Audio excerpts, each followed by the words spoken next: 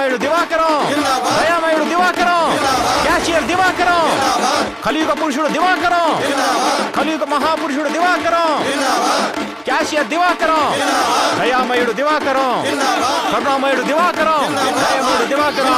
ఏంటి మనోడా, ఏంటి సంగతి? బ్యాంక్ క్యాషియర్ అందరికి డబ్బిస్తున్నాడు. పదండి పదండి. ఇదిగో వెంకీ, ఎవరే దివాకరం? మన బ్యాంక్ క్యాషియర్ అందరికి డబ్బు మరి ఇస్తున్నాడు. మాకు ఇస్తారా? పదండి పదండి. అంటే డబ్బులు తీసుకుందాం. కరుణామయుడు దివాకరం.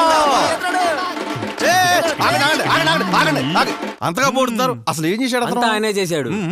ఉండవా, అంతా అతను చేశాడు అంటారు. అసలు ఏం చేశాడు అసలు? ఆయన ఏం చేశారో చెప్తే మీలో ఒక్కడు కూడా ఇక్కడ ఉండడు.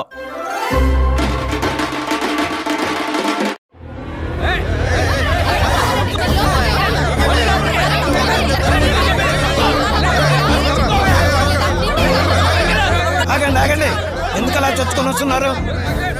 ఈ రోజు బ్యాంకులో రుణమాఫీలే లేవే. రుణమాఫీ కాదండి, ఫ్రీగా డబ్బులు ఇస్తున్నారనే వచ్చాం. ఎరా డబ్బులు ఫ్రీగా ఇవ్వడం ఏంటి? ఎవరిచ్చారు?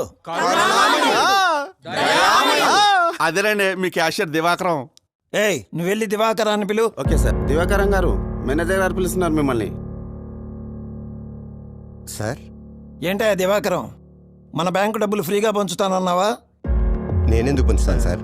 నాకేం అవసరం? ఆ వెంకీగాడికి ఇచ్చి మాకే ఒకటాకేంటి? వెంకీగాడ్ అంటే ఇందాక వచ్చి 10 లక్షలు డ్రా చేసి తీసుకెళ్ళాడు, అతనేనా? అతనే. ఆ, నమస్తే దివాకరం గారు. సార్, ఈ చెక్ కొంచెం మీ ఫోటో ఒకటి తీసుకొచ్చా సార్. నా ఫోటో ఎందుకు? మీలాంటి వాళ్ళ ఫోటో గుళ్ళో ఎలాగూ పెట్టలేను కదా సార్, కనీసం ఫోన్లో అయినా పెట్టుకుందామని సార్.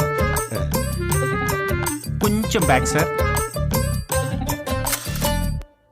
అది అతని డబ్బు, అతను తీసుకెళ్ళాడు. నేనివ్వడం ఏమిటి? మాట మార్చుకో. ఒకడికి ఇచ్చి మిగతా మీరు నొక్కేద్దాం అనుకుంటున్నారా? అబ్బా, వాడెవడో మిమ్మల్ని పిచ్చోళ్ళని చేసి ఇక్కడికి పంపాడు. వెళ్ళి వాడిని అడగండి. పదండి, వాడి సంగతి చూద్దాం. పదండి పదండి.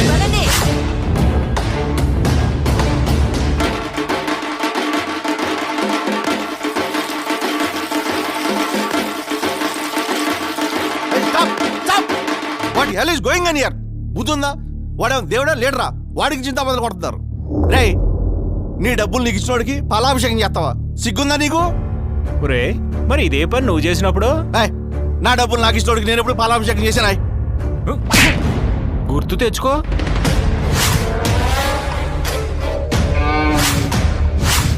వైఎస్ఆర్ ఆటో నేస్తామని ఆటో డ్రైవర్ల అకౌంట్లో 10,000 వేసాడన్నారు కదా, అవేమైనా సాక్షి మీడియా అమ్మేసి ఇచ్చిన డబ్బులరా? కాదండి. మరి పాలాభిషేకం చేసావు ఆ అమ్మ ఒడని అమ్మ లెక్కల అకౌంట్లో 13,000 వేసాడన్నారు కదా, అవేమైనా భారతీయ సిమెంట్ అమ్మేసి ఇచ్చిన డబ్బులరా? అసలు కాదండి. మరి పాలాభిషేకం చేసావు రైతు భరోసాని రైతుల అకౌంట్లో 7,000 వేసాడన్నారు కదా, అవేమైనా లోటస్ పాండ్ ప్యాలెస్ అమ్మేసి ఇచ్చిన డబ్బులరా? పాలాభిషేకం చేశానా? సార్, ఒరే, భారతీయ సిమెంట్ బస్తా ధర ఎంతరా? 400 అండి. అది ఎవరికైనా ఫ్రీగా ఇచ్చాడా? ఇవ్వలేదండి. మరి సాక్షి పేపర్ రేట్ ఎంతరా? 6 రూపాయలండి.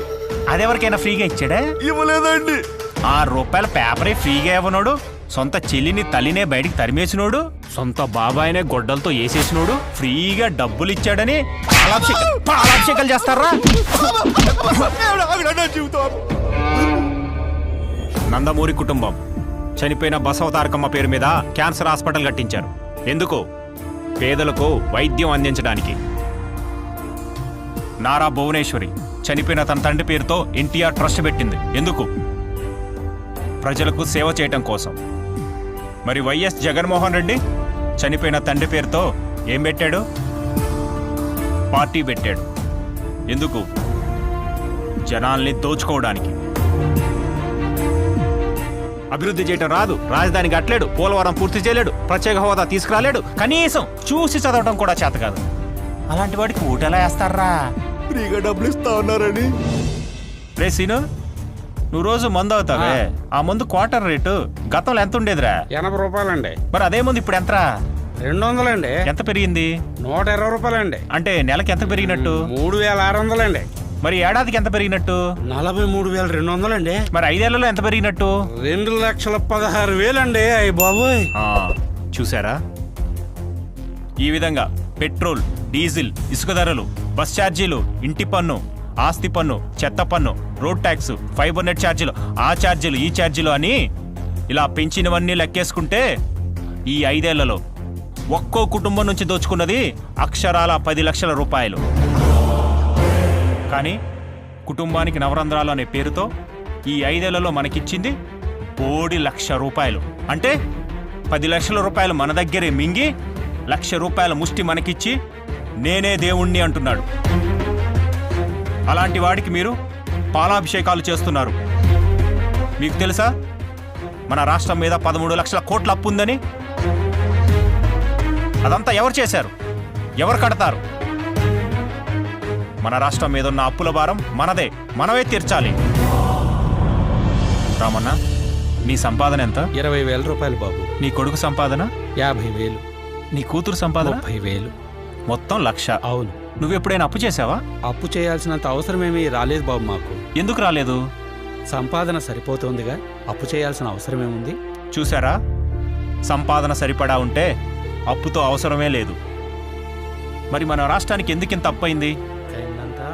సంపాదన లేదు కాబట్టి. సంపద సృష్టించలేనివాడు రాష్ట్రానికి అవసరం లేదు. అప్పులు చేసేవాడు అసలే వద్దు. సంపద సృష్టించి సంక్షేమ పథకాలు ఇవ్వగలిగిన వాడే అసలైన నాయకుడు. అలాంటి వాడే మనకు సీఎంగా కావాలి. దేశ విదేశాలు తిరిగి ఇండస్ట్రీస్, ఇన్వెస్ట్మెంట్స్ తీసుకురావాలి. అంతేగాని ప్యాలెస్ దాటి బయటికి రాని పిరికోడికి ఈ రాష్ట్రాన్ని అప్పచెప్పకూడదు. వీడికి కియాలో ఉద్యోగం, సంవత్సరానికి 10 లక్షల జీతం. వీడిది సాఫ్ట్వేర్ ఉద్యోగం, సంవత్సరానికి 12 లక్షల జీతం. వీడిది హీరో మోటార్స్లో ఉద్యోగం, నెలకి 85,000 జీతం. వీళ్ళలో ఎవరూ కూడా ప్రభుత్వం బటన్ నొక్కిచ్చే పథకాల మీద ఆధారపడి బతకట్లేదు. రివర్స్లో వీళ్ళ జీతాల నుంచి ట్యాక్స్ కట్టి ప్రభుత్వాన్ని బతికిస్తున్నారు. నిజానికి ప్రభుత్వం చేయాల్సిన పనిది. పరిశ్రమలు తీసుకొచ్చి ఉద్యోగాలు కల్పిస్తే ప్రజలే ప్రభుత్వాన్ని పోషిస్తారు. అప్పుడు ప్రభుత్వం ఇచ్చే పథకాల మీద ఆధారపడాల్సిన అవసరం ఉండదు. బటన్ నొక్కడమే పరిపాలన అనుకుంటే అవ్వా ఇలారా. ఏంటి బాబు, నీకు బటన్ నొక్కడం వచ్చా? బాగా నొక్కుతా బాబు. విన్నారుగా, ఈ మాత్రం బటన్ నొక్కడానికి ఈ బామ్మ చాలదా? దీనికి ముఖ్యమంత్రి అనేవాడు ఒకడు కావాలా? ఆలోచించుకోండి. గోడలకి రంగులు వేసేవాడు కావాలో, మన జీవితాల్ని రంగులమయం చేసేవాడు కావాలో మీరే నిర్ణయించుకోండి. ఈ వీడియో చూసినందుకు ధన్యవాదములు. మన లైఫ్లో ఓటు వేసే అవకాశం మ్యాక్సిమం 10 టైమ్స్ వస్తుంది.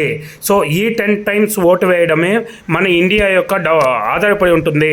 సో మన ఇండియాని డెవలప్ చేయాలన్నా, మన భారతదేశం ఆర్థిక వ్యవస్థ బాగుండాలన్నా, మన ఇంట్లో మన పిల్లలు బాగుపడాలన్నా మీరు అందరూ దయచేసి ఆలోచించి మీ అమూల్యమైన ఓటుని ఉమ్మడి అభ్యర్థులు అయిన టీడీపీ, జనసేన, బీజేపీ అభ్యర్థులు వారి సింబల్స్ టీడీపీ గుర్తు సైకిల్, జనసేన గుర్తు గాజు గ్లాసు, బీజేపీ గుర్తు తామర పువ్వు. సో ఈ గుర్తులకు మీ యొక్క 2 ఓట్స్, 1 ఓటు ఎమ్మెల్యేకి, 1 ఓటు ఎంపీకి వేయవలసిందిగా కోరుతున్నాము. జై తెలుగుదేశం, జై జనసేన, జై బీజేపీ, జై హింద్.